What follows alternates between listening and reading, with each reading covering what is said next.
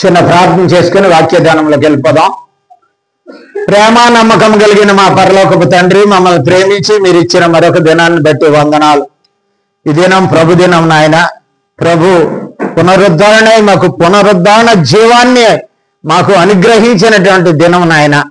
ఆయన ఏ విధంగా సజీవుడిగా లేచాడో మేము సజీవులుగా నాయన జీవమైనటువంటి యేసుక్రీస్తును కలిగిన వారముగా నీ సన్నిధిలో చేరిన ఆయన నిన్ను స్తుతించడానికి, నిన్ను మహింపరచడానికి, నిన్ను ఆరాధించడానికి నాయన మాకు ధన్యత ఇచ్చినందుకు వందనాలు. మా స్తుతుల మీద మా ఆరాధనను అంగీకరించిన దేవా, కొద్ది నిమిషాలు మా మధ్యన ఉన్నావు గనుక నాయన మీరు మాతో మాట్లాడండి. ప్రతి వారిని జ్ఞాపకం చేసుకోనండి. పేరు పేరు చెప్పున నాయన మీ హస్తాలకు అప్పచెప్పుకుంటున్నాం. గ్రహించుకునే హృదయమును, హత్తుకునే మనసును మా అందరికీ దయచేయండి. మనిషి రొట్టె వల్ల, ఆహారం వల్ల కాదు నాయన, దేవుని నోట నుండి వచ్చి ప్రతి మాట వల్ల జీవించనని, ఆ జీవపు మాటే ఈ లోకాన్ని సృష్టించిందని, ఆ జీవపు మాటే మమ్మల్ని కలగజేసిందని, ఆ జీవమే నాయన క్రైస్తవులుగా మమ్మల్ని నీ సన్నిధిలో ఉంచిందని మేము గుర్తెరిగి నాయన నీ మాటలు విని ఇంకా ఉజ్జీవింపబడి నీ వాక్యాన్ని మా హృదయంలో దోచుకొని వాటి ప్రకారం జీవించి నాయన నీకు ఇష్టలుగా నీ కృపా దీవెనలు పొందే రీతిలో మమ్మల్ని జ్ఞాపకం చేసుకోనమని, కొద్ది నిమిషాలు వాక్యపు వెలుగులో మమ్మల్ని ఉంచమని, నీ ఆత్మచేత మమ్మల్ని అందరినీ ముద్రించమని యేసుక్రీస్తు వారి నామమును బట్టి వేడుకుంటున్నాము తండ్రి, ఆమేన్. అందరికీ వందనాలు. అందిస్తావా? ఈ సమయంలో ఈ దినం చాలా ప్రత్యేకమైన దినం. భారతదేశంలో మనం పుట్టినందుకు, భారతీయులుగా మనం జీవిస్తున్నందుకు మనం గర్వించదగినటువంటి మాట. మరి భారతీయులు అందరికీ మేరా భారత్ మహాన్ అంటారు హిందీలో. అంటే నా భారతదేశము ప్రపంచంలో ఒక గొప్ప దేశం అని అర్థం. నిజమే, మనం జీవిస్తున్నటువంటి దేశం, మనము నివసిస్తున్నటువంటి దేశం, దాని మీద గౌరవం ఉంచాలి.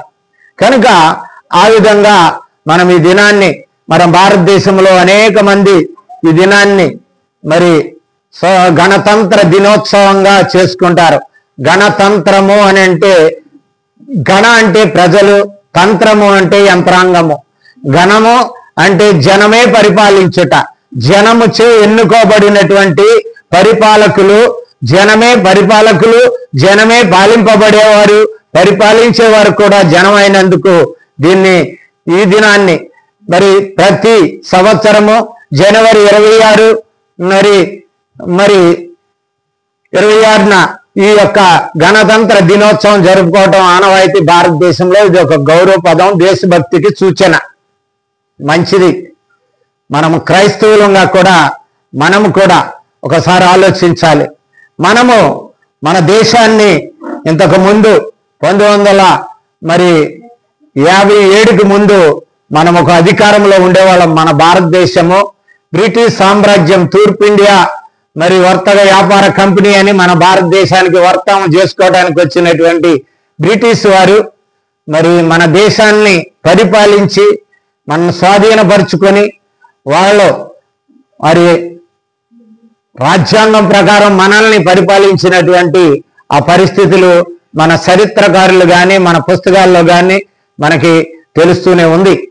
కానీ అటువంటి రాజరికపు పరిపాలన నుండి ప్రజా పరిపాలన, స్వేచ్ఛ, స్వభోక్తృత్వము, ఇంకా అనేకమైనటువంటి మరి విషయాల్లో మనకి ఫ్రీనెస్ రావటానికి మరి స్వతంత్రించుకున్నటువంటి ఈ గణతంత్ర దినోత్సవం ఇది 1950లో స్టార్ట్ అయింది.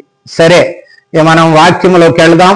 వాక్యంలోకి వెళ్ళక ముందు మనము కూడా ఇంతకు ముందు మన పితరుడైనటువంటి ఆదాము ద్వారా మనము కూడా ఒక అధికారంలో ఉన్నాం. మనము కూడా ఒకని అధికారంలో మరిగిపోతున్నాం. ఒక అధికారములో మరి చెరబట్టి ఉన్నాం. ఆ అధికారము నుండి మరి తొలగించి మనల్ని స్వతంత్రులుగా చేయటానికే ప్రభు అయిన యేసుక్రీస్తు లోకానికి వచ్చినాడు. మనందరికీ తెలుసు. అందుకే ప్రభు అయిన యేసుక్రీస్తు వారు ఒక మంచి మాట అంటాడు. ఆ మాటను చదువుకుని ముందుకెళ్దాం. యోహాను రాసినటువంటి సువార్త 8వ అధ్యాయము 31వ వచనం. యోహాను రాసిన సువార్త.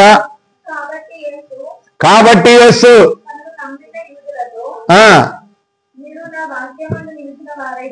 మీరు నా వాక్యమందు నిలిచిన వారైతే నిజముగా మీరు నాకు శిష్యులై ఉండి సత్యమును గ్రహించెదరు. అప్పుడు సత్యము మిమ్ములను స్వతంత్రులనుగా చేయును. కనుక ఈ మాటను మనం ధ్యానం చేసుకుందాం. మరి యేసు ప్రభు వారు యూదుల దగ్గర మాట్లాడుతున్నటువంటి, ఎవరితో మాట్లాడుతున్నాడంటే అక్కడ ఒక మాట ఉంది, తనను నమ్మిన యూదులతో. ఇప్పుడు ఆయన నమ్ముకున్నటువంటి మనమెవరమో క్రైస్తవులు, ఆయన బిడ్డలము, ఆయన కుమారుడైన క్రీస్తు రక్తముతో కనబడిన వారం. కనుక మనకు కూడా ఈ మాట వర్తిస్తుంది. ఏమంటున్నాడంటే, మీరు నా వాక్యమందు నిలిచిన వారైతే నిజముగా నాకు శిష్యులై ఉండి సత్యమును గ్రహించెదరు. కనుక కొంచెం మరి గమనిద్దాం. దీంట్లో శిష్యులు అని అంటే, శిష్యులు ఏం చేస్తారమ్మా? శిష్యులు ఏం చేస్తారు? గురువుని వెంబడిస్తారు.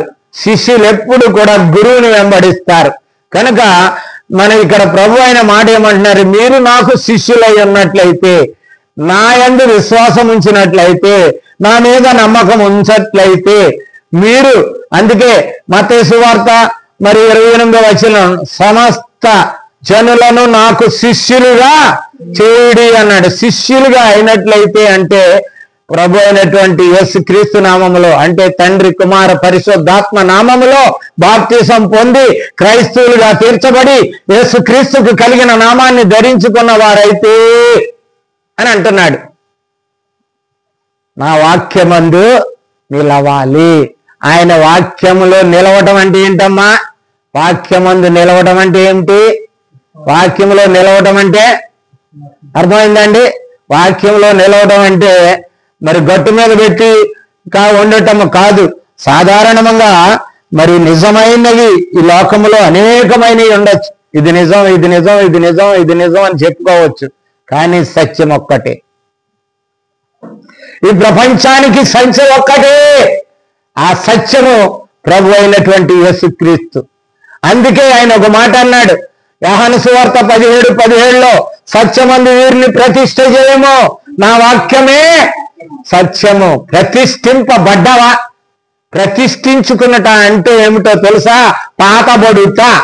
పాతబడుట అంటే దాంట్లో ఏం చేయాలమ్మా? స్థిరము చేయబడుట, దాంట్లో నిలిచి ఉండుట, దానిలో మన యొక్క స్థితిగతులు కదలకోకుండా ఉండుట. ఏదైనా డెడికేట్ చేశారంటే దాన్ని కదలకోకుండా చేస్తారు. ఏది స్థాపించినా, ఏది పాతినా, ఏది నిలబెట్టినా దాన్ని ఏం చేస్తారు? కదలకోకుండా దాన్ని స్థాపిస్తారు. మన జీవితాలు, మన బ్రతుకులు సత్యమందు ప్రతిష్ఠింపబడ్డాయా? సత్యమైన యేసుక్రీస్తునందు మనం ప్రతిష్ఠ చేయబడ్డామా? ఆయన యందు నిలిచి ఉన్నామా? శిష్యులైతే నిలిచి ఉంటారు, శిష్యులైతే నిలిచి ఉంటారు. సత్యమందు ప్రతిష్ఠ చేయబడుతున్నట్లయితే మీరు నా సత్యము ద్వారా ఏమవుతారంటున్నాడు? స్వతంత్రులు, గ్రహించి స్వతంత్రులుగా చేయబడతారు అంటున్నాడు. కనుక గమనిందాం. నేను విశ్వసించానండి, ఆయన్ని అనుభవపూర్వకంగా తెలుసుకున్నానండి, గత జీవితం రాత గుర్తు చేసుకుని, ఇంతకు ముందు నేను తాగేవాడినండి, ఇంతకు ముందు నేను ఏదో చేసేవాడినండి, ఇంతకు ముందు అలాగా అబద్ధాలు ఆడేవాడినండి, ఇంతకు ముందు అలాగా రోకంలో తిరిగేవాడినండి, అవన్నీ విడిచిపెట్టేశానని నీ రోత జీవితం గుర్తు చేసుకోవటం కాదు. చాలా మంది ఏం చేస్తారంటే, నేను మారిపోయానని, రోత జీవితాన్ని విడిచిపెట్టేశానని దేవుని సన్నిధికి రావటమో, దేవుని వాక్యం చదవటమో, దేవుని కోసం ప్రార్థన చేసుకోవటమో ఇది దీంతో సరిపోతుందని చాలా మంది అనుకుంటారు. ఈ సంవత్సరం నేను మారానండి, ఈ సంవత్సరం నా జీవితం మారిందని మరి అనుకుంటారు చాలా మంది. అటువంటి దానికి దేవుడు హర్షించడు. యేసుక్రీస్తు నిన్ను హర్షించడు. యేసుక్రీస్తు శిష్యుడు నువ్వు కాలేవు. మనుషులను సంతోష పెట్టడానికో, నీ ఇంట్లో వాళ్ళని సంతోష పెట్టడానికో, నీ ఎవరినో సంతోష పెట్టడానికి కాదు. అపోస్తుడైన పౌలు గలతీయులకు రాసిన పత్రిక 1వ అధ్యాయం 10వ వచనంలో ఒక మాట అంటాడు, ఇప్పుడు నేను మనుషులను సంతోష పెట్టగోరుచున్నానా?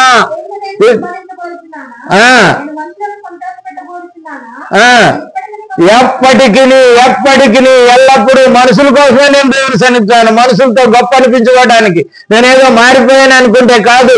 లోకం లోకంలో నువ్వు మారినట్టు ఏమి రాదు, కానీ నువ్వు మారితే దేవునికి ప్రయోజకరంగా ఉండాలి, ఆయనకి మహిమార్థంగా ఉండాలి, నీ జీవితం ఆశీర్వాదకరంగా ఉండాలి, నీ జీవితం దీవెనకరంగా ఉండాలి. కబంధ హస్తాలు, పాపం అనే అపవాది యొక్క కబంధ హస్తాల్లో నుంచి నువ్వు విడుదల పొందాలి అనంటే ఈ లోకంలో సత్యం ఒక్కటే.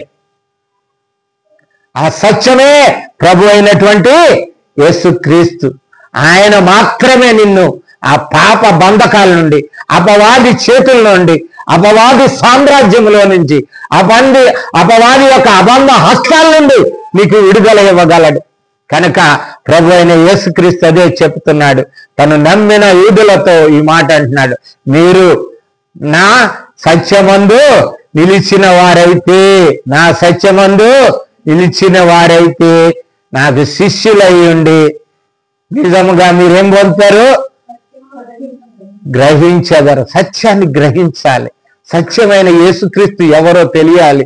ఈ లోకంలో చాలా మందికి ఏదో సాగిపోతుంది జీవితం, నడిచిపోతుంది జీవితం, వెళ్ళిపోతుంది జీవితం అని అనుకుంటున్నారు. కానీ యేసుప్రభు ఎంతమందికి అర్థమయ్యాడండి? ఎంతమంది క్రైస్తవులకు అర్థమయ్యాడండి? ఎంతమంది దేవుని సన్నిధిలో ఉంటున్న వారికి అర్థమయ్యాడండి? ఎంత ప్రభు దేవునికి బోధ చేస్తున్న వారు, ఎంతమంది మేము బోధకులం అనుకున్న వాళ్ళు యేసుక్రీస్తును అర్థం చేసుకుని ఈ రోజుని జీవిస్తున్నారు. ఒక్కసారి గమనిద్దాం. అందుకే యేసు ప్రభు మరి ముఖ్యంగా నమ్ముకున్నారు, వదిలిపెట్టే వాళ్ళని నమ్ముకున్నారు అంతే చాలు అనుకోలేదు. వాళ్ళకి చెప్తున్న మాటే, నీకు నాకు కూడా ఈ రోజున చెప్తున్న మాట ఇదేమిటంటే, మీరు నాకు శిష్యులై ఉన్నట్లయితే, మీరు సత్యంలో నిలిచినట్లయితే మీరు తప్పకుండా ఏమవుతారు? స్వతంత్రులుగా చేయబడతారు. స్వతంత్రము వస్తుంది మీకు అంటున్నాడు. స్వతంత్రముగా చేయబడతారు అంటున్నాడు. నిజమైన శిష్యులు సర్వవేళలా, శిష్యులు కొద్ది రోజులు కాదు, ఒక రోజు కాదు, ఒక సంవత్సరంలో జనవరిలో కాదు, ఒక కాలము కాదండి, ఎల్లవేళలా క్రీస్తు మాటకు విధేయులై ఉంటారు. అది ఒక నాటితో సరిపోదు. తమ మరణము వరకు దాన్ని కొనసాగించేవాడే నిజమైనటువంటి క్రీస్తు శిష్యుడు, క్రీస్తు మరి స్వతంత్రుడిగా చేసినటువంటి వ్యక్తి. గమనించాలి, మన జీవితంలో ఎంతకాలం ఉండగలుగుతున్నాం, వాక్యంలో ఎంతవరకు డెడికేట్ చేయబడ్డాం. యేసుక్రీస్తు ఎత్తి మాట్లాడాడంటే ఆ రోజుని అసలు యేసుక్రీస్తునే విశ్వసించని యూదులు, యేసుక్రీస్తునే తిరస్కరించిన యూదులు, యేసుక్రీస్తునే ఎరగని యూదులు, నువ్వు ఆయన ఎవరో తెలియని యూదులు కొంతమంది నమ్ముకున్నప్పటికీ వాళ్ళని విడిచిపెట్టలేదు ఆయన. వాళ్ళకి చెబుతున్న మాటే ఈ రోజు నువ్వు నమ్ముకున్నావు, నువ్వు రక్షణ పొందావు, నువ్వు బాప్తిసం పొందావు, కానీ నువ్వు దేవుని సన్నిధికి వస్తున్నావు. నీతో నాతో కూడా మాట్లాడుతున్నటువంటి మాటే ఇది. ఏమంటున్నాడంటే, మీరు చదవండి మళ్ళీ 31. నీ వాక్యమందు నిలిచిన వారే అయితే, నా వాక్యమందు నిలిచిన వారైతే నిజముగా నాకు శిష్యులయ్యుందురు. నా వాక్యంలో నిలిస్తే మీరు శిష్యులు అవుతారు. శిష్యులు అంటే క్రైస్తవులు అండి. శిష్యులు అంటే మరి ఏదో ఇంకొకటి పదవి వచ్చిందని అనుకోకండి. క్రిస్యులు అమ్మ అన్నాడు కానీ మరి క్రైస్తవులు అమ్మని ఎక్కడా చెప్పలేదు. క్రైస్తవులుగా చేయబడాలి, నువ్వు క్రైస్తవులుగా మార్చబడాలి. నువ్వు క్రీస్తును ధరించుకున్నప్పుడు, క్రీస్తు మాటల్లో జీవిస్తున్నప్పుడు, క్రీస్తును అనుసరించి నడుస్తున్నప్పుడు లోకం చెప్పుకుంటుంది వీళ్ళ క్రైస్తవులు క్రీస్తుని నమ్ముకున్నారని.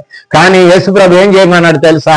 సర్వ సృష్టికి పోయి సమస్త జనులను నా శిష్యులుగా చేయమన్నాడు. శిష్యులుగా చేయమన్నాడు. శిష్యులు కావాలి అని అంటే ఆయన వాక్యంలో నిలిచి ఉండాలి. ప్రియ సహోదరి సహోదరుడా, నీ వాక్యానుసారమైన జీవితం నీ బ్రతుకులో, నీ జీవితంలో ఎంతవరకు ఉంది? ఏ సమయాల్లో, ఏ కష్టతరమైన భయంకరమైన పరిస్థితుల్లో నీ జీవితాన్ని, నా జీవితాన్ని సరిచేసుకుని మనకి ఆయనకి శిష్యులుగా బ్రతుకుగలుగుతున్నామా? అట్లా బ్రతికినట్లయితే మనం ఏమవుతామంటున్నాడు? స్వతంత్రులు అవుతామంటున్నాడు, స్వతంత్రులుగా చేయబడతామంటున్నాడు. కనుక మనము గమనిందాం ఈ రోజుని. అటువంటి స్థితిలో మనము జీవించగలుగుతున్నామా? అటువంటి స్థితిలో మనం ఈ దినాన్ని ఉండగలుగుతున్నామా? కనుక మన జీవితంలో ఒక రాజ్యంలోనికి మనము వస్తున్నాము. ఎవరి రాజ్యం అది? అపవాది యొక్క రాజ్యము. లోకాధికారి ఎవరు? ఈ లోకములో ఉన్నంత కాలము లోకాధికారి ఎవరు? అపవాది. అపవాది ఇచ్చలు నెరవేరుతాయి లోకములో, అపవాది కోరికలు నెరవేరుతాయి లోకములో, అపవాది యొక్క కబంధ హస్తాల్లో లోకమున్నది, వాడి పరిపాలన జరుగుతుంది. ఆ పరిపాలన నుంచి నువ్వు విడుదలయ్యావా? విడుదల అవ్వాలంటే యేసుక్రీస్తు అనే వాక్యము, యేసుక్రీస్తునందు నిలిచి ఉండాలి. నిలిచి ఉన్నట్లయితే నీకు విడుదల ఆయన ఒక్కడు మాత్రమే ఇవ్వగలడు ఈ లోకంలో. నువ్వు చేసిన పుణ్యకార్యాలు కానీ, నువ్వు చేసినటువంటి ఓ యొక్క క్రమమున్న చూసావా, క్రైస్తవ క్రమం, ప్రార్థన చేసుకోవటమో, చర్చికి వెళ్ళటమో, ఏదో చేయటం, ఇది కాదు. ఆయన వాక్యంలో నిలిచిన వాడు డెడికేట్ చేయబడతాడు, స్థాపింపబడతాడు, దాంట్లో స్థాపించబడతాడు. అప్పుడే దేవుడు నిన్ను హర్షిస్తాడు. ఒక గుడి కడతాడు మన హైందవ సహోదరులు, చుట్టూ గోడ కట్టి దాంట్లో ఆ విగ్రహాన్ని దాంట్లో పెట్టినంత చేపు దాన్ని ఏమి అండవాడు, ఎక్కడో పడేస్తాడు, తీసుకొస్తాడు, దాన్ని నిలబెడతాడు. నిలబడిన వెంటనే దాన్ని నిలబెట్టిన వెంటనే ఏం చేస్తాడు? దానికి ఏం చేస్తాడు? మేము చూడలేదండి అంటున్నారా? ఏం చేస్తాడు? దండం పెడతాడు, మొక్కుతాడు. ఎందుకంటే అది ఏం చేయబడ్డది? ఏం చేయబడ్డది? ప్రతిష్ఠించబడ్డది. ప్రతిష్ఠిత అంటారు. ప్రతిష్ఠిత అంటే ఏమిటంటే అక్కడ పవిత్రముగా చేయబడి నిలబడ్డది. అక్కడ నీవు నేను ప్రభు అయిన యేసుక్రీస్తు పరిశుద్ధ నిర్దోష నిష్కలంక రక్తం ద్వారా పరిశుద్ధ పరచబడినట్లయితే వాక్యంలో డెడికేట్ చేయబడాలి, వాక్యంలో ప్రతిష్ఠించబడాలి మన జీవితాలు, మన బ్రతుకులు. అప్పుడు మనకి స్వతంత్రం ఉంటుంది. స్వేచ్ఛ, సౌభాతృత్వము, సమాధానము, నెమ్మది, విధేయత ఇవన్నీ వస్తాయి ఆటోమేటిక్. దేవునిలో ఉన్న బిడ్డలకు, వాళ్ళ శిష్యులుగా ఉన్న వాళ్ళు ప్రతి వాళ్ళకి కూడా ఆయనలో ఉన్న గుణాలు, దాతృత్వం, కనికరము, దయ, జాలి, ప్రేమ ఇవన్నీ కూడా కలుగుతాయి. ఇది డెడికేట్ చేసిన జీవితం. డెడికేట్ చేయబడాలంటే అది. ఎవరో బ్రిటిష్ వాళ్ళు మన దేశానికి వచ్చి ఆక్రమించుకుని మన దేశాన్ని మనకిచ్చి వెళ్ళిపోయినారు. వాళ్ళ ఆజ్ఞతో నడుస్తున్నప్పుడు మన డాక్టర్ బిఆర్ అంబేద్కర్ దాని విషయంలో ఎంతో కృషి చేసి సర్వ మానవాళి ఒక్కటే, ప్రతి వారికి హక్కున్నది దేశం మీద అని నిరూపించడానికే ఈ గణతంత్ర దినోత్సవం రోజున మన భారత రాజ్యాంగాన్ని ప్రతి జాతి, మత, కుల వివక్షత లేకుండా ప్రతి వారికి ఈ భారతదేశం మీద హక్కు ఉంది. ప్రతి మతానికి హక్కు ఉంది. ప్రతి వాడికి ఈ దేశం మీద హక్కు ఉంది.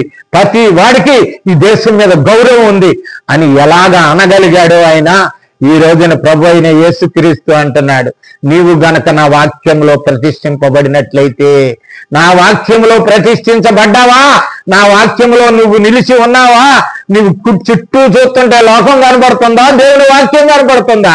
నీ కంటికి ఏది కనబడుతుంది? నీ బ్రతుక్కి ఏది నిన్ను మరి దర్శిస్తుంది? ఒక్కసారి గమనించుకో. నిలిచిన వాడవైతే నువ్వు నిజంగా యేసు ప్రభు శిష్యుడు అవుతావు. అప్పుడు ఆయన నిన్ను స్వతంత్రుడిగా చేస్తాడు.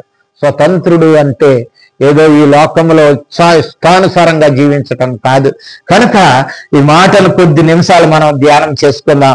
ముందు మనం ఆదికాండము 4వ అధ్యాయం 7వ వచనంలో చూసినట్లయితే అక్కడ కయీను ఎవరి చేతిలో ఉన్నాడు? కయీను ఆదాము అవ్వల యొక్క పిల్లలు. ఆదాము అవ్వలు దేవునికి విరోధముగా కార్యం చేసి వాళ్ళిద్దరూ దేవునికి దూరమై వాళ్ళు బుద్ధొచ్చి దేవునికి విధేయత, నా పిల్లలను దేవునికి అనుకూలంగా చేయాలి అనుకుని వాళ్ళిద్దరిని పెంచారు. కానీ దేవుని బోధ ఇద్దరిలో ఒకరికి వినలేదు. ఎందుకంటే వాడిలో ఇంకా అపవాది దేవుని వాక్యంలో డెడికేట్ కాలేదు. ఏబేలు డెడికేట్ అయ్యాడు, డెడికేట్ చేశాడు గనక తనకు కలిగిన శ్రేష్టమైన దాన్ని దేవునికి అర్పించాడు గనక ఏబేలు అర్పణను దేవుడు స్వీకరించాడు, కయీనును తిరస్కరించాడు. అక్కడ మాట అంటాడు, ఆదికాండం 4వ అధ్యాయం 7వ వచనం,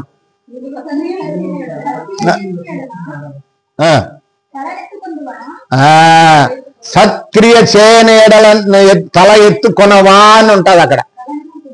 తల ఎత్తుకొనవా సత్క్రియ చేసినట్లయితే, మనం వాక్యానుసారం జీవించినట్లయితే మనము స్వతంత్రులం, మనము రక్షణ పొందిన వాళ్ళం. ప్రభు అయిన యేసుక్రీస్తు రాజ్యములో, ఆయన సంఘములో మనకు కూడా శిష్యులుగా ఉన్న వాళ్ళమని చెప్పగలిగే స్థితి మన జీవితంలో రావాలి. ప్రభు అయిన యేసుక్రీస్తు అదే చెప్తున్నాడు. నీవు స్వతంత్రుడువా, బానిసవా? నువ్వు స్వతంత్రుడువా, అపవాది అనుసరుడువా అని ఆనాడు యూదులతో అడుగుతున్నాడు, ఈనాడు క్రైస్తవ సంఘముతో అడుగుతున్నాడు ఆ మాటని. కనుక ప్రియులారా గమనిందాం. యేసుప్రభు ఇంకో మాట అంటాడు చూడండి, సంఖ్యాకాండము 32:23 32:23 సంఖ్యాకాండం.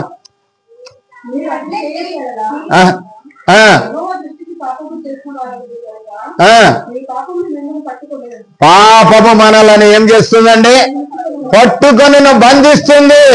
పాపములో ఉన్నవాడు పాపంలోనే సాగిపోతాడండి.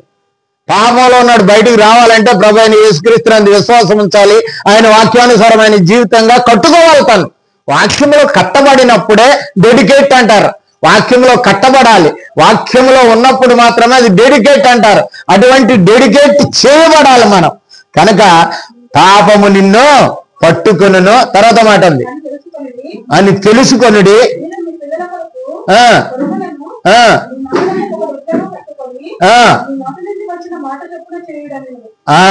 మీ మాట నుంచి వచ్చిన మాట చెప్పిన చేయండి అంటున్నాడు.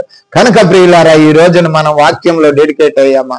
ఆ రోజున ఇశ్రాయేలీయులతో దేవుడు చెబుతున్నాడు, మరి ఏమిటయ్యా పాపం? మేము ఏ పాపంలో బంధింపబడ్డాం? ఏం పాపం ఉంది మాలో? మేము క్రైస్తవులమే, మేము అనునిత్యం దేవుని సన్నిధికి వస్తున్నామే, దేవుని వాక్యం చదువుకుంటున్నాం, ప్రార్థన చేసుకుంటున్నాం, క్రైస్తవులని మా ఇంటి దగ్గర 4 వాక్యాలు తగిలించుకున్నాం, లేకపోతే మేము క్రైస్తవులుగా ఉంటున్నాం కనుక మా చేతిలో బైబిల్ ఉంది అని అనుకుంటున్నావా నువ్వు? కానీ అపవాది బంధకాల నుంచి విడుదల కావాలంటే పాపము అనే దాని నుంచి విడుదల అవ్వాలి. అపవాది ద్వారా మనకు వచ్చింది ఏంటంటే అది పాపము. ఆ పాపములో కొన్ని విషయాలు మనం ధ్యానం చేసుకుందాం. మొదటి సమూయేలు గ్రంథం 12:23 అందరికీ తెలిసిందే. నా మట్టుకు నేనే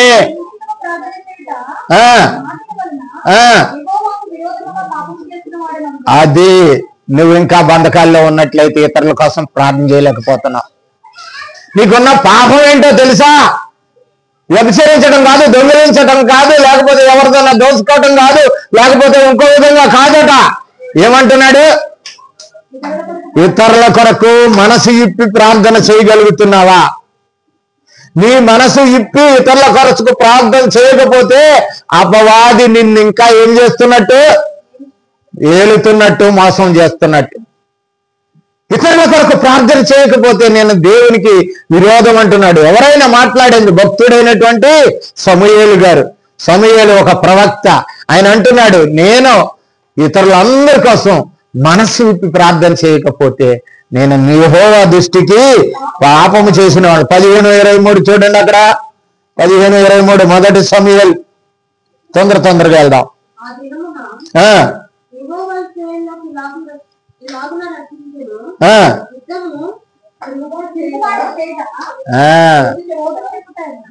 తిరుగుబాటు చేయుట. ఎవరి గురించి మాట్లాడుతున్నాడు? సౌలు గురించి మాట్లాడుతున్నాడు.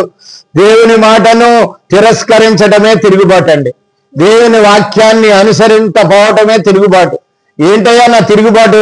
నేనేం తిరుగుబాటు చేశాను అని అనుకోవచ్చు ప్రియ సహోదరి సహోదరుడా. నేను సాతాను చేతిలో ఎలాగున్నాను? నేను సాతాను చేతిలో లేను కదా అని అనుకుంటున్నావేమో నువ్వు. దేవుని వాక్యం మాట ఉన్నది ఉన్నట్టుగా నువ్వు ఆచరించకపోయినట్లయితే, వాక్యానుసారమైన జీవితం నీ బ్రతుకులో నా బ్రతుకులో లేకపోయినట్లయితే మనం ఎవరమంటే తిరుగుబాటు చేసిన వాళ్ళం. దేవుని మీద తిరుగుబాటు, మనుషుల మీద కాదండి. పక్కింటి మీదో, భర్త మీదో, భార్య మీదో, పిల్లల మీదో తిరుగుబాటు కాదు. ఎవరి మీద తిరుగుబాటు చేస్తున్నాం? మనం దేవుని మీద తిరుగుబాటు చేస్తున్నాం. అంత మాత్రం కాదు, ఇంకో మాట అన్నాడు అక్కడ, సోది చెప్పుటను పాపము. సోదు అంటే ఏంటో తెలుసు కదా మీకు. సోది చెప్పించుకున్న వాళ్ళు ఉంటారు కొంతమంది. నీకు ఇది అయిపోతుందమ్మా, అది అయిపోతుందమ్మా, నీకు ఇలాగ పడిపోతుందమ్మా, నీ ఇల్లు నిండిపోతుందమ్మా అని సోది చెప్తాడు చూడు. ఆ పాపం కూడా కళ్ళపొల్లి మాటలు. ఒక్క మాటలో చెప్పాలంటే అసలు లేని వాటిని పురమాయించి చెప్పేదే సోది.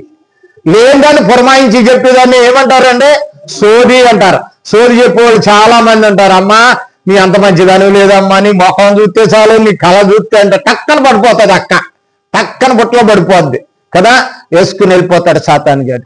ప్రియ సహోదరి సహోదరుడా, నిన్ను కూడా నేను చెప్తున్నాను, నీ జీవితంలో నా జీవితంలో మొట్టమొదటి పాపం ఏంటో తెలుసా? ఈ నూతనమైన సంవత్సరములు దేవుడు నీకు గుర్తు చేస్తున్నాడు. నీవు మనసిప్పి నీ పక్క వారి కొరక, నిన్ను తిట్టిన వారి కొరకు, నిన్ను హింసించిన వారి కొరకు, నీకు విరోధముగా ఉన్న వారి కొరకు, నిన్ను ఎవరైతే స్నేహంగా నీతో సహవాసం చేయలేకపోతున్నారో వారి కొరకు మనసిప్పి ప్రార్థన చేయగలుగుతున్నావా? చేయకపోతే నీలో అపవాది రాజ్యంలోనే ఉన్నాను, అపవాది బంధకాల్లోనే ఉన్నావు. రెండవది ఏమిటంటే మరి కళ్ళబొల్లి మాటలతో కాలం గడపటం. ఏ మాటలతోటండి? కళ్ళబొల్లి మాటలతో కాలం గడిపేసే వాళ్ళు ఎంతో మంది ఉన్నారు.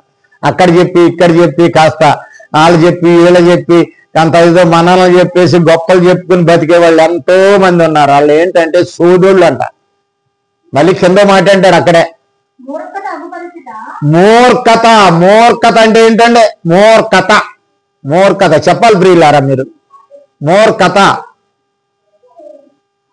మూర్ఖుడు చెప్పిన మాట ఏంటంటే, మూర్ఖుడు అంటే ఏంటంటే చెప్పిన మాట వినని వాడిని మూర్ఖుడు అంటారు. ఎన్నిసార్లు చెప్పాలిరా మూర్ఖుడా అని నన్ను తిడతారు ఒకసారి. ఎన్నిసార్లు చెప్పాలిరా మూర్ఖుడా అని. చెప్తే వినన్న వాడిని మూర్ఖుడు అంటాడు. తన ఇష్టము చెప్పిన నడిచేవాడు మూర్ఖుడు అంటాడు. దేవుని మాటకు లోబడిన వాడు, దేవుని వాక్యానికి లోబడిన వాడు, వాడు మూర్ఖుడే. మూర్ఖత అనబడుచుట మాయా విగ్రహమును పూజించటతో సమానము.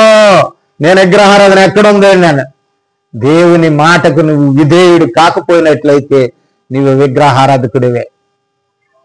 నువ్వు అపవాది బంధకాల్లోనే ఉన్నావు, అపవాది చేతుల్లోనే ఉన్నావు. ఇంకా నిన్ను గొప్ప చేస్తుంది అది. ఎప్పుడు అది పొగుడుతూనే దానికి ఇష్టమండి. ఎప్పుడైనా సరే లేపుతుంది పైకంతా తీసుకెళ్ళి అక్కడి నుంచి పడేస్తుంది. అమ్మ అక్కడ పడ్డ తర్వాత కింద పడినాక దెబ్బ తగిలినాక తెలుస్తుంది మనకి. తెలుసా? మన జీవితాల్లో గుర్తించుకోండి. ఈ రోజున నీవు నేను రక్షణ పొందాం, ప్రభు అయిన యేసుక్రీస్తు నామములో మరి బాప్తీసం పొందాం, ఆయన పరిశుద్ధ రక్తంలో కడగబడ్డాం. మనము దేవుని రాజ్యానికి వారసులం. ఆయన రాజ్యము స్వతంత్రించబడ్డది, ఈ లోకాన్ని నుంచి వేరుపరచబడ్డది. ఆయన రాజ్యానికి ఒక రాజ్యాంగం ఉన్నది. ఆ రాజ్యాంగమే ఇది. ఆయన రాజ్యాంగంలో మనం జీవించగలుగుతున్నామా? ఆ రాజ్యాంగాన్ని అనుసరించి బ్రతకగలుగుతున్నామా? ఆ రాజ్యాన్ని అనుసరించి బ్రతకపోయినట్లయితే నీ జీవితంలో స్వతంత్రము లేదు, నా జీవితంలో స్వతంత్రము లేదు. మనము స్వతంత్రులము కాదు. ఇంకా పాపమనే అపవాది కట్టడల్లో అపవాదిని అనుసరించి బ్రతుకుతున్నటువంటి పాప బంధితులమే. మనం పాపములో బంధింపబడిన వాళ్ళమే. ఇంకా గమనిందాం ప్రియులారా. ఇంకొక మాటను చూస్తున్నాం చూడండి. కీర్తన 4:4 ఒక మాట అంటాడు. కీర్తన 4:4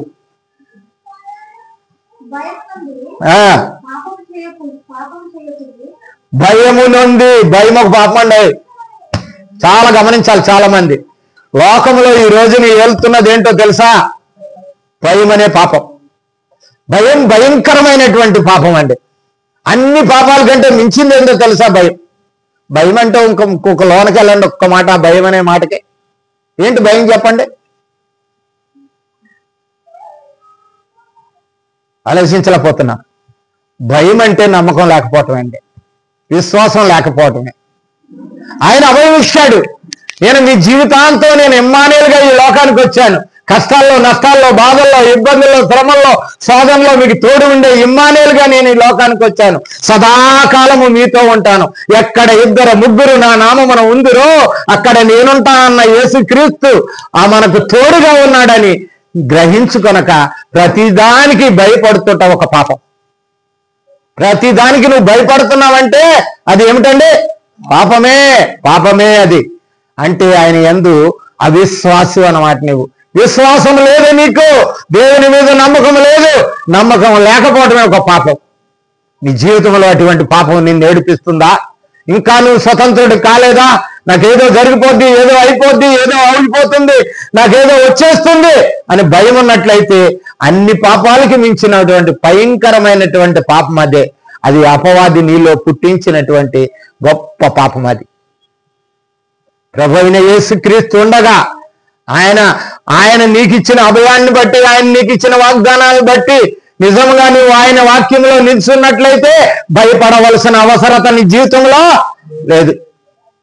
భయము ఒక పాపము. భయం అంటే అది సింపుల్గా అనుకుంటాం. భయం అంటే మనం అసలు భయమే ఒక పెద్ద పాపం. ఎట్టి పరిస్థితుల్లో నుంచి కూడా ఆయన ఎట్టి పరిస్థితుల్లోనూ కూడా తెలుసా అండి, అగ్నికుండములో వేసినటువంటి షద్రక్ మేషక్ అబేద్నెగోలు అగ్నికుండములో ఉండిపోలేదు, ఆశ్రమంలో ఉండిపోలేదు, బయటికి తీయబడ్డారు. సింహాల బోనులో వేయబడినటువంటి దానియేలు సింహాల ద్వారానే హింసింపబడలేదు, పీకి తినలేదు, బయటికి రాగలిగాడు సురక్షితంగా. నువ్వెందుకు భయపడుతున్నావు? నేను ఎందుకు భయపడుతున్నాను?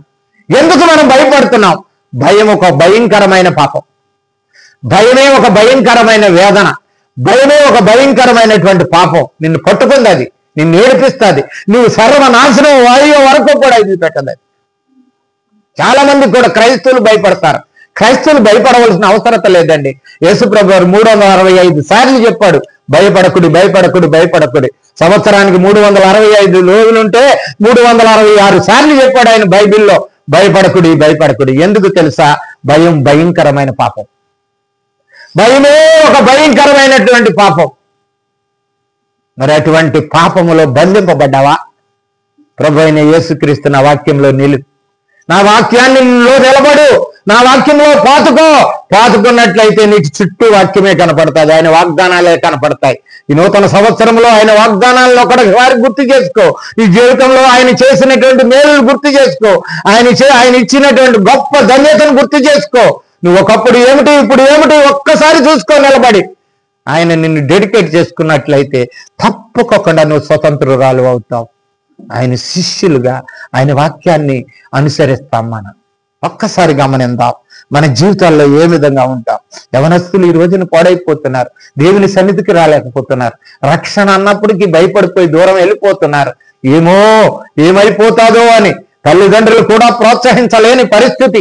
ఎక్కడ చూసినా అక్కడ భయంకరమైనటువంటి పరిస్థితులు వస్తున్నాయి. మన కళ్ళారా చూస్తా ఉన్నాం, న్యూస్ పేపర్లో, ఫోన్లలో చూస్తుంటున్నాం. పసిబిడ్డలు చదివించి కష్టపడి ఇంత చేస్తుంటే ఎంతో చెట్టి కాయలు కాసి పూత పూసి సమయం, పంట పండే సమయానికి వచ్చినప్పుడు అది చచ్చిపోయినట్లయితే, నాశనం అయిపోయినట్లయితే ఆ రైతుకి ఎంత దుఃఖం ఉంటుందో.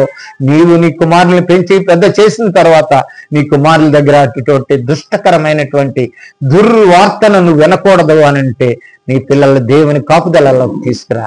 దేవుని కాపుదలలోకి నీ కుటుంబాన్ని తీసుకురా, నీ పిల్లలను తీసుకురా. అందుకే బాల్యము నుండి ప్రభు యొక్క బోధలో, ప్రభు యొక్క శిక్షలో పెంచమన్నాడు. ఎందుకో తెలుసా? ఎందుకంటే చీడ పట్టదు. రైతు మెలకువగా ఉండి తన పంట మీద ఏదైనా చీడ పడుతుందని రోజు చూసుకుంటాడు. ఎందుకు వెళ్తాడు పొలం? ఊర్లోంచి వచ్చిన వాళ్ళే అందరూ, ఎందుకు వెళ్తున్నావు పొలం, ఏం పని ఉందో అప్పుడు వెళ్తాం కదా అంటే వాడు ఎండో పొద్దున్నే లేచి ఎక్కడికి వెళ్తాడండి? పొలం వెళ్తాడు. ఏం చేస్తాడు? గట్టు మీద కూర్చున్నట్టు చూస్తాడా? పొలం అంతా చుట్టూ తిరిగి చూస్తాడు, చుట్టూ తిరుగుతాడు, గట్లన్నీ తిరుగుతాడు. ఎక్కడ ఏ చీడ పడుతుందో, ఎక్కడ ఏది నాశనం పంటను చేస్తుందో. మరి నీ బిడ్డలకు నువ్వు సంరక్షణ ఇవ్వగలుగుతున్నావా? నీ కుటుంబానికి నువ్వు సంరక్షణ ఇవ్వగలుగుతున్నావా? ఎందుకంటే ఆ సంరక్షణ ఇచ్చింది ప్రభు అయిన యేసుక్రీస్తు ఒక్కడే. ఈ లోకంలో ఎవరు ఇవ్వలేదు. ఎవరో విద్య చదువుకుంటే నా కొడుకు మంచిగా చదువుకుంటే బుద్ధిమంతుడు అవుతాడు అనుకుంటున్నామేమో. బుద్ధి సర్వ సంపదలు క్రీస్తునందే నియుక్తమై ఉన్నాయి, ఆయనలోనే దాచబడి ఉన్నాయి. కనుక ఆయన దగ్గర తప్పితే నీకు ఎక్కడ రక్షణ ఉండదు. ఆయనలోనే పెంచు నీ పిల్లల్ని, ఆయనలోనే పెంచు నీ పిల్లల్ని, ఆయన వాక్యంలో పెంచు. ఆయన వాళ్ళు లెగిసావురా, పొద్దు నుంచి వాక్యం చదువుకోలేదు, ప్రార్థన చేసుకోలేదు, ఆయన ఏమిటి అని ఒక్కరోజునైనా ఏ తల్లిదండ్రులైనా అడగగలుగుతున్నామా మనం? వాడికి ఎందుకో ఇష్టం లేదు బ్రదరు. తర్వాత నీకు కష్టం వచ్చినప్పుడు తెలుస్తుంది ఇష్టమో కష్టమో. ఇప్పుడు తెలియదు నీకు నాకు. ప్రియ సహోదరి సహోదరుడా, నేను మరీ చెప్తున్నాను. యవనస్తులు ఒక మాట అంటాడు, 119వ కీర్తన 11వ వచనంలో ఒక మాట అంటాడు కీర్తనాకారుడు. 119వ కీర్తన 11వ వచనం, ఏమిటంట? మీ ఎదుట నేను పాపము చేయకుండానట్లు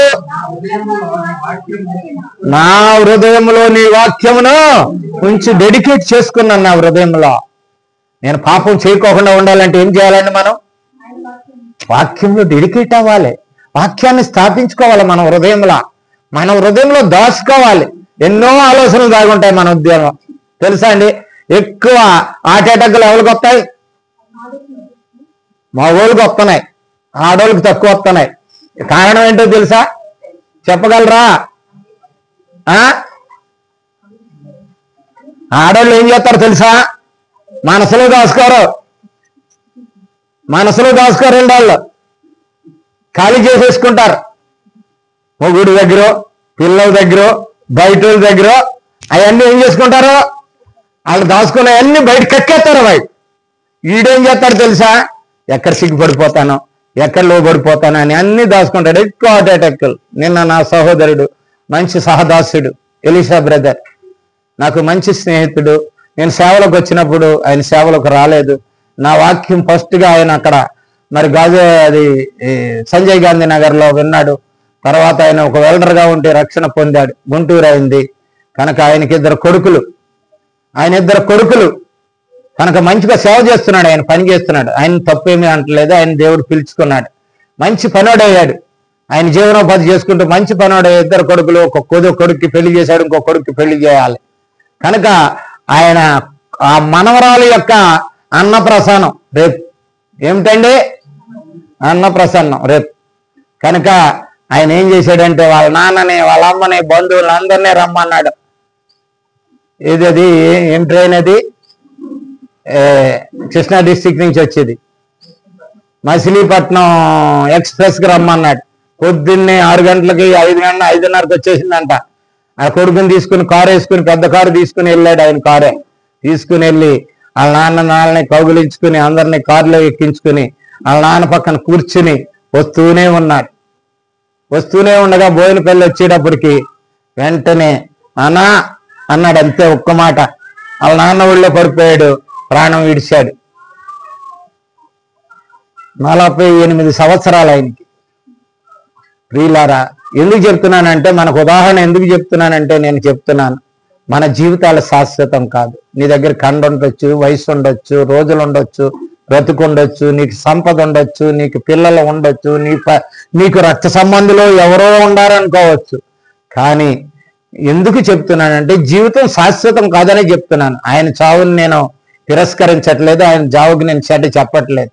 కనుక ఆ పిల్లలకి ఎంత బాధ, ఆ కుటుంబానికి ఎంత బాధ అనిపిస్తుంది చెప్పండి.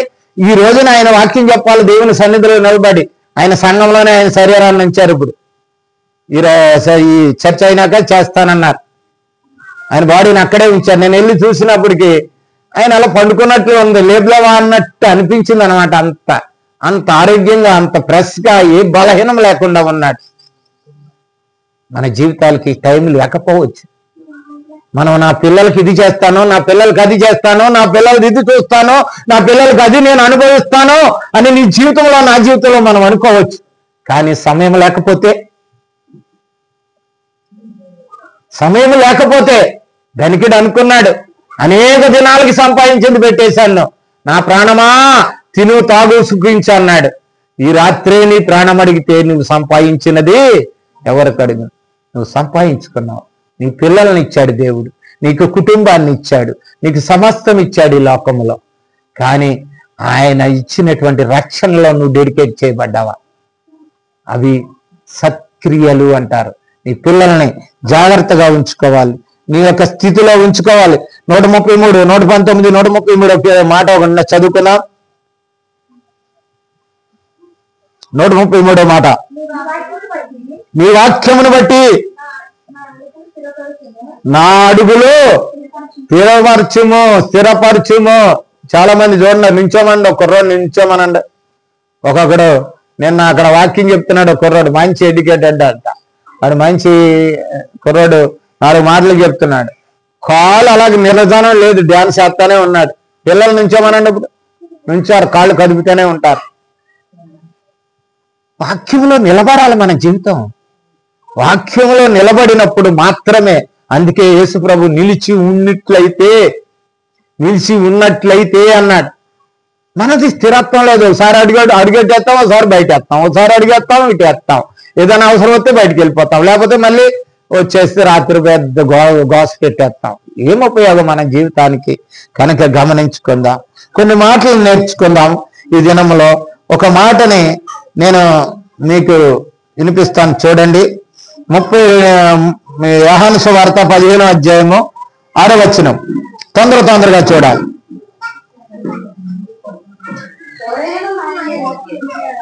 ఎవడైనను నా యందు నిలిచి ఉండిన ఎడల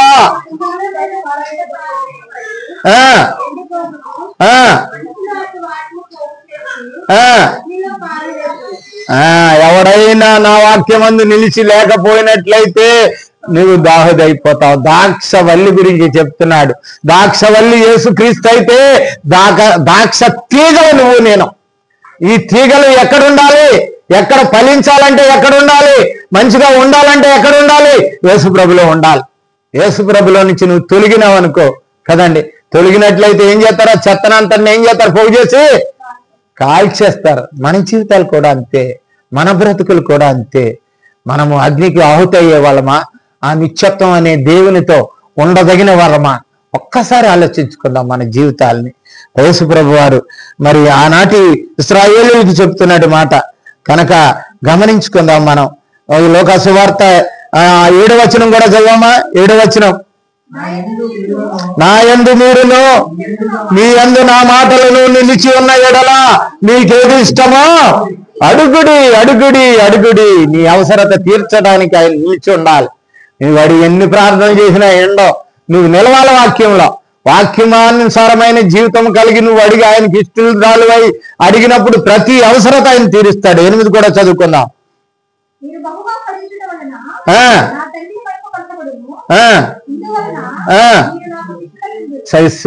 శిష్యులు కావాలి అని అంటే దేవునికి మహిమ వస్తుంది, నీకు ప్రతి అవసరత తీరుస్తుంది.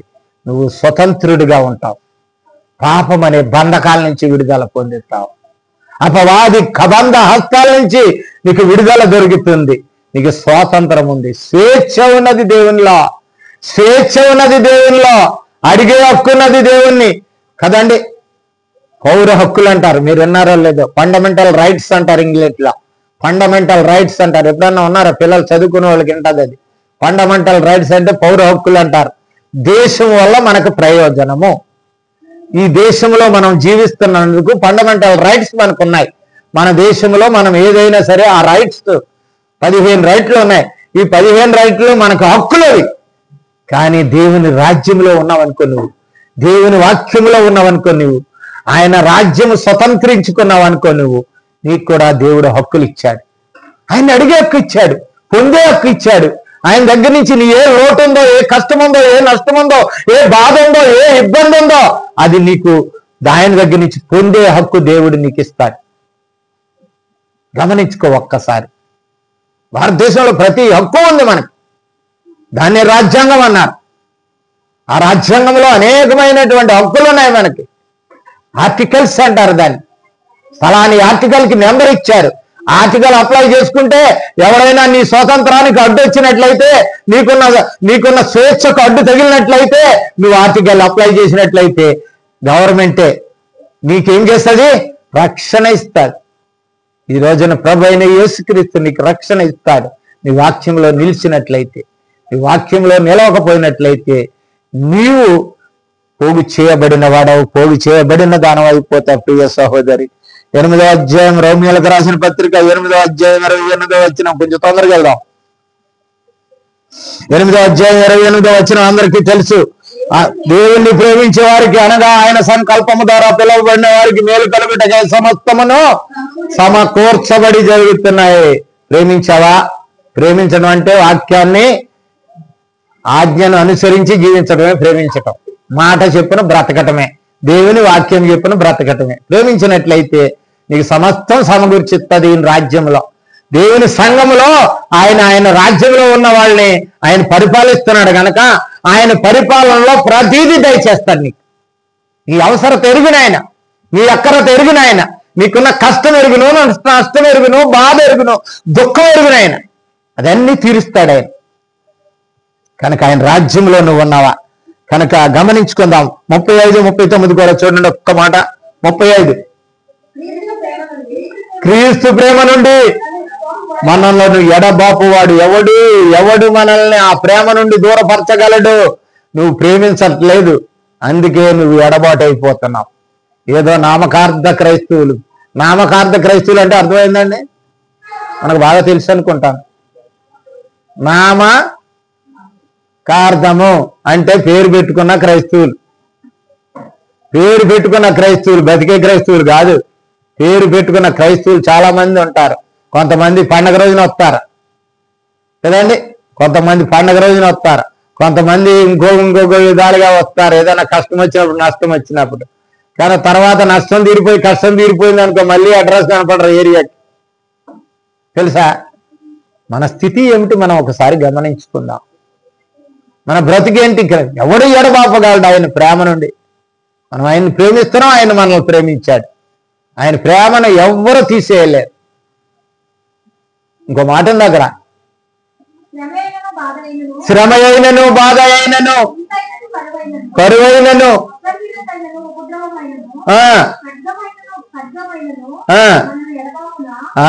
ఏది మనల్ని వేరు చేయలేదండి ఆయన ప్రేమ నుండి. నేను చెప్పాను కదా ఇంతకు వద్దు. యేసోబుని తీసుకెళ్లి గుంటలో వేసేశారు. గుంటలో ఉండిపోయాడా యేసోబు? లేదు. ఎక్కడికి వెళ్ళాడు? ఫరో సామ్రాజ్యానికి 2వ రథం మీద ఆధీనుడై అధికారి అయ్యాడు ఫరో సామ్రాజ్యానికి. నిన్ను నన్ను ఆ విధంగా చేయడా? నువ్వు పడిపోయిన చోటే నిలబడతావు. నువ్వు పడిపోయిన చోటే నిన్ను నిలబడగల సమర్థుడైన. ఏ రోగం వచ్చినా పర్వాలేదు, ఏది వచ్చినా పర్వాలేదు. ఆ పాపాలు ఉన్నాయి చూసావా, దానికి లోబడద్దు. నాకు ఇది వచ్చిందని అది వచ్చిందని నువ్వు అనుకుని భయపడినట్లయితే నీ జీవితంలో, నా జీవితంలో ఏమీ నువ్వు పొందలేవు, నేను అనుభవించలేవు. ఒక 2 మాటలు చూసుకుందాం. 2వ యోహాను 1వ అధ్యాయం 9వ వచనం. 2:9 1:9 2వ యోహాను 1వ అధ్యాయమే ఉంది, 9వ వచనం. క్రీస్తు బోధ యందు నిలిచి ఉండక దాన్ని విడిచిపెట్టేశావు. బోధనే, వాక్యాన్ని విడిచిపెట్టేశావు, క్రీస్తుని విడిచిపెట్టేశావు. ముందుకెళ్ళాలని ఆలోచిస్తున్నావు. నీ ఆలోచన కావచ్చు, నీ జ్ఞానం కావచ్చు, నీ తెలివి కావచ్చు, ఇంకొకరు ఇచ్చినటువంటి అడ్వైజ్ కావచ్చు, సలహాలు ఇచ్చే వాళ్ళు బోలు మంది ఉంటారు. ఏ సలహాను పాటించో క్రీస్తుని విడిచి నువ్వు ముందుకెళ్ళినట్లయితే ఏముంటుంది? చదవమ్మా. దేవుణ్ణి అంగీకరింపని వాడు. ఒక్క మాటతో చెప్పినట్లయితే వాక్యం విడిచేస్తే నువ్వు దేవుణ్ణి ఎరిగిన వాడు కాదు. కనుక ప్రియ సహోదరి సహోదరుడు, నువ్వు ఈ జనాన్ని ఏ స్థితిలో ఉన్నావు, ఏ స్థితిలో జీవించగలుగుతున్నావు? అందుకే యేసు ప్రభు వారు ఒక మంచి మాట అంటాడు. యోహాను సువార్త 8వ అధ్యాయం 32వ వచనం. 8:32 అప్పుడు సత్యము, ఎప్పుడైతే నువ్వు నిలిచుంటావో అప్పుడు సత్యము మిమ్మలను స్వతంత్రులుగా చేస్తుంది. మానవ జీవిత పరిధిలో నిజాలు ఉండవచ్చు, సత్యం ఒక్కటే. మానవుడు పాపము నుండి, మరి నాశనాన్ని నుండి, సాతాను ఆధిపత్యము నుండి విడుదల శక్తి కలిగింది మాత్రమే యేసుక్రీస్తు సత్యం. అదొక్కటే విడగలదు. ఈ లోకంలో ఎంతో మంది ఎన్నో అనిపించుకుంటున్నారు. అవ్వమ్మ మోసపోయింది. ఏం కావాలనుకున్నదండి? అవ్వమ్మ ఏం కావాలనుకున్నది?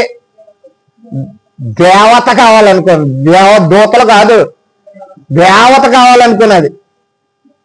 వారం రోజులు నాకు తీర్థం చేస్తారనుకున్నది అవ్వమ్మ. వారం రోజులు నాకు జాతర చేస్తారనుకున్నది అవ్వమ్మ కదండి. ప్రియ సహోదరి సహోదరుడా, నీ జీవితంలో అపవాది నిన్ను హెచ్చించవచ్చు, అపవాది నిన్ను మోసం చేయొచ్చు, అపవాది నిన్ను ఇంకా ఉన్నతముగా నిన్ను మోసం చేయొచ్చు. కానీ నువ్వు ఎవరి మాట మీద నిలబడుతున్నావు? దేవుని మాట మీద విడిచి జీవించినట్లయితే నీకు వచ్చే కష్టం నువ్వు గ్రహించు. నీకు వచ్చే నష్టము నువ్వు గ్రహించు. నిజముగా ఆయన ఒక్కడు మాత్రమే సత్యవంతుడు.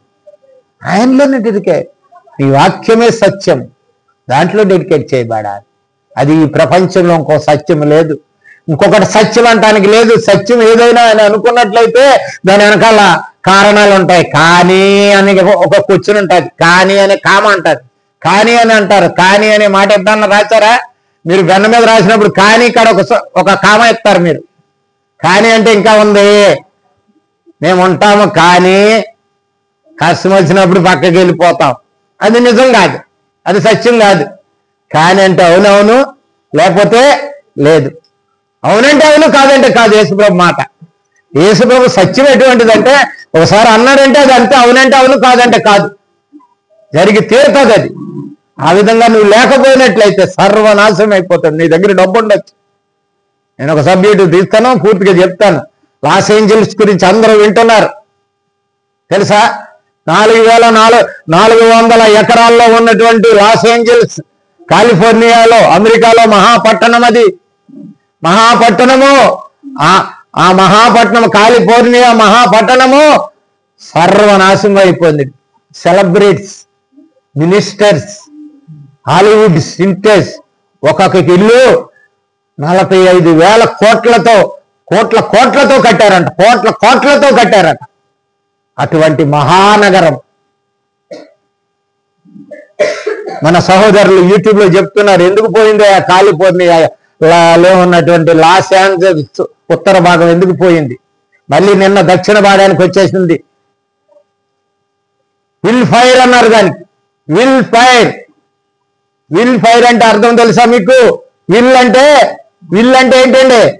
ఉన్నవాడు. అది ఎక్కడి నుంచో వచ్చి అగ్నిపోచి పడుతుంది, అక్కడే పుడుతుంది. వాళ్ళు 82వ హాలీవుడ్ గ్లోబల్ పెద్ద పండగ చేసుకున్నారు వాళ్ళు. దాంట్లో తల్లిదండ్రులు మీరు ఎంత హీరోలుగా వేసేసారు కదా. ఇదే మన లాస్ ఏంజల్స్ ఈ యొక్క హిందీ ఇంగ్లీష్ సినిమాల్లో కానీ అమెరికా సినిమాల్లో కానీ మీరు ఎంతవరకు ఉన్నారంటే 15% సెలబ్రిటీస్, హాలీవుడ్ స్టార్సే, మంచి హీరో లాంటి నాయకులే అని 15 మార్కులు వేశారు బోర్డు మీద. మా తల్లిదండ్రులే హీరోలని 3% వేశారు, ఇంకెవరికో 1% వేశారు. ఇకపోతే 13% సెలబ్రిటీస్. అక్కడ గాడ్ అని రాసి 0 అన్నారు. ఆమె చదివింది ఒక ఆమె, గాడ్ ఈజ్ 0 ఇయర్ అన్నదే. దేవుడు ఏమి లేదు, మాకు మా ప్రతిభే, మా యొక్క విద్య, మా యొక్క గొప్పతనమే మాదే అన్నారు. ఒక యూట్యూబ్లో నాకు చూపించాడు ఒక సహోదరుడు, బోధకుడు. ఒక 5 రోజుల ముందు ఒక ఆమె వీధిలో ఆమె ఒక మైక్ పెట్టుకుని చెప్పింది, లాస్ ఏంజల్స్ నాశనమైంది, ఇప్పటికైనా సరి చేసుకోండి అని చెప్పింది. 15 రోజులకి నేను ఆ సబ్జెక్ట్ పూర్తిగా మీకు చెప్తానులే. 2 అగ్నిలు వచ్చాయి పర్వత ప్రాంతం నుండి. ఆ యొక్క ఫైర్స్ కి పేర్లు ఉన్నాయి, అవి గాల్లోనే ఏర్పడతాయి. సర్వనాశనం అయిపోయింది.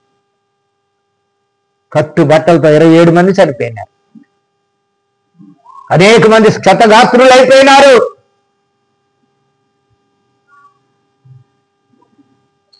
ఎందుకు తెలుసా? దేవుని యొక్క కృప వారి మీద నుంచి జారిపోయింది. దేవుని వాక్యాన్ని నుంచి విడిచి పక్కకి వెళ్ళిపోయారు వాళ్ళు. దేవుని వాక్యంలో నిలవలేదు వాళ్ళు. దేవునికి ఉగ్రతకు, కోపానికి పాత్రులు అయిపోయినారు వాళ్ళు.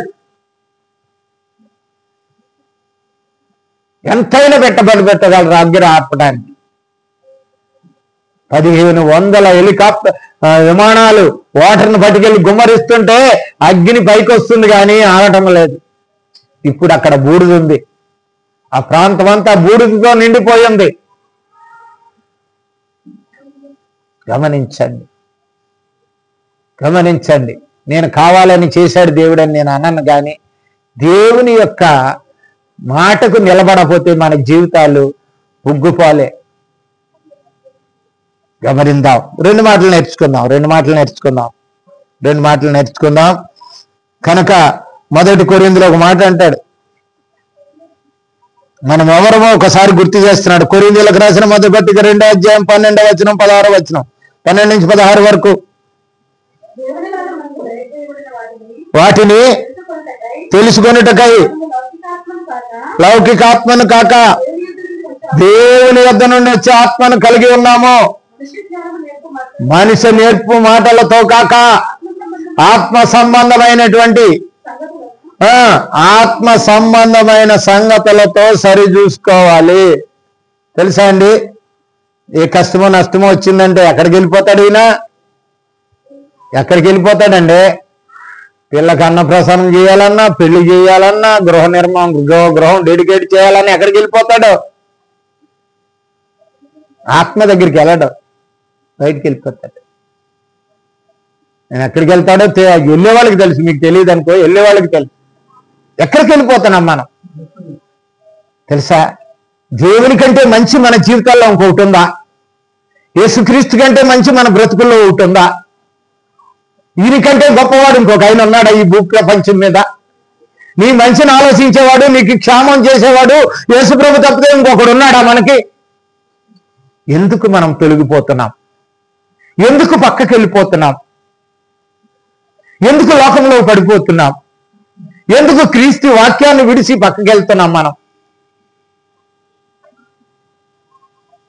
దాంతో సరి చూసుకో. నా జీవితంలో ఏదైనా నేను పొరపాటు చేశానా? నా పిల్లలు పొరపాటు చేస్తే నేను మొట్టిగా వేస్తాను, ఒక దెబ్బ వేస్తాను, ఒకటి శిక్షిస్తాను. నా